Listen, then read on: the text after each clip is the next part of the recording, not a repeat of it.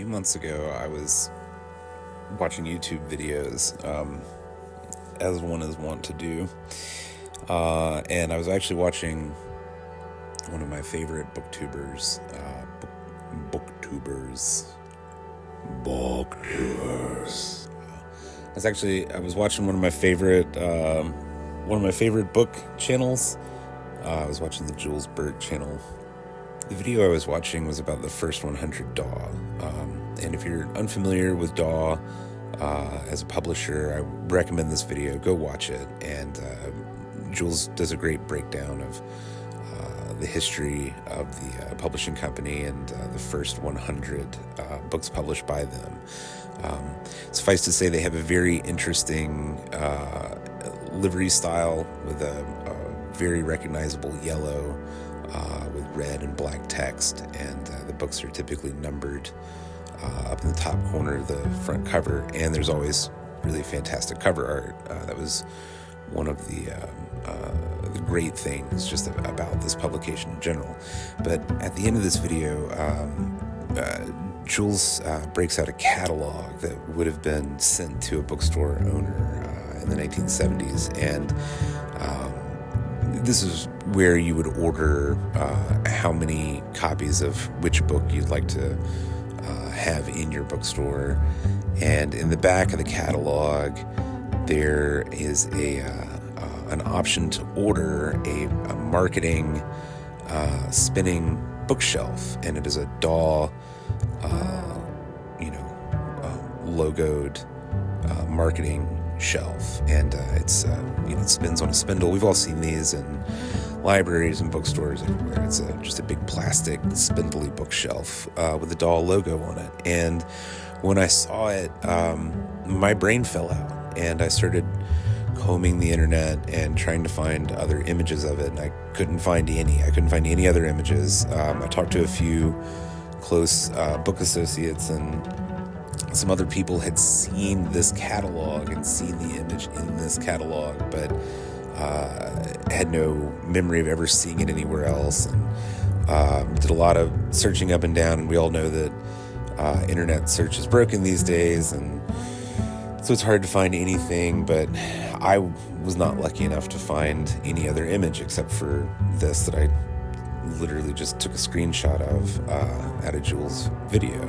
And I even tried to find a catalog so I could order the catalog and look at the image clearly, but I decided that no matter what I needed to do, what I had to do was just build it. And if not it in particular, I had to build a DAW bookshelf.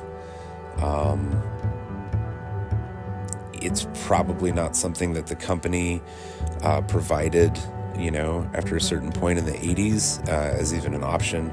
Who knows how many bookstores actually purchase these and put them in their bookstores, and who knows how many of them are left in the world. But I figured I had to give it a shot, and I wanted one. I wanted a DAW bookshelf. I'm not a huge collector of DAWs. I like them.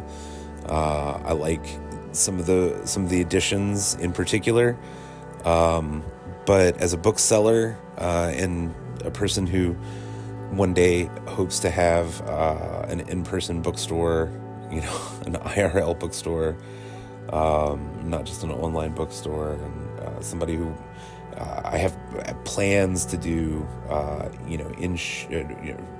have plans to do book selling at shows, like Pulp Fest and that sort of thing. So something that I could bring along that had the DAW logo on it, that held DAWs, that drew somebody's attention, and would look amazing. This was the goal. It had to be done. And I'm just manic enough to get obsessed with an idea and take it as far as I possibly can.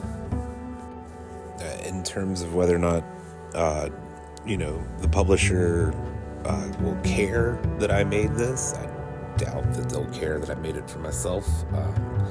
It is a trademarked image or logo, so I'm sure that they care to some extent about that. But just having sort of witnessed where they are in the ranks of publishers now versus where they used to be. It seems like they've got an IP here that there's a market out here that appreciates it to some extent, and it would be cool to see them sort of seize on to nostalgia, even if it is just for marketing to middle-aged people. I think that young people would appreciate the physical aspect of these books. I don't even want to begin to speculate on how difficult it is to get the rights to these books, now versus in the 1970s and 80s. But it would be interesting to see DAW reissue the entire original sets and in a collectible way, in a 21st century reissue with the yellow and the black and the red. I don't know. Publication, graphic design is cool, and I know that there are a lot of people that are really into graphic design, and I don't think that you can look at the livery style of these and not think that it's striking. So, and then I just started to load it up.